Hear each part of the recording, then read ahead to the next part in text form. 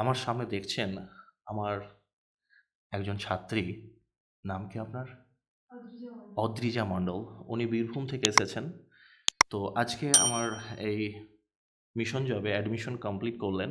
তো ওনার কেমন লাগলো টোটাল পরিবেশটা এবং আমাদের অ্যাডমিশন প্রসিডিওরগুলো A to Z আমরা একটু জেনে নেব। বাবু। আমি অদ্রিজা মণ্ডল। আমি রামপুরহাট থেকে এসেছি। আর আমাকে এখানে এসে খুবই ভালো লেগেছে। পরিবেশ খুবই ভালো। আমার মা।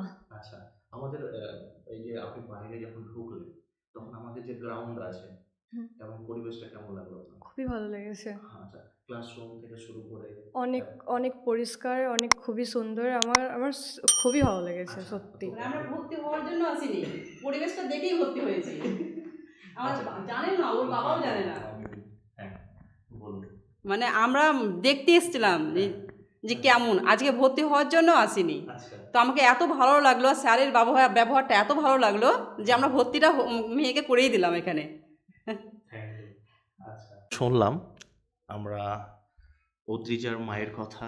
সত্যি আমিও ভীষণ হ্যাপি, যিনি এত ভালো কথা বলেন এবং একটা গার্জেন তার মেয়েকে কিভাবে মোটিভ করতে হয়, কিভাবে তাকে বড় করার জন্য গাইড করতে হয়, ওনার মধ্যে কিন্তু সেটা রয়েছে, সেটা আমি বুঝতে পারলাম। তো এই ধরনের গার্জেন যদি আমরা পাই, তো সেই রকম স্টুডেন্টকে তার সফলতা দিতে আমাদের মনে হয় না খুব বেগ পেতে হবে।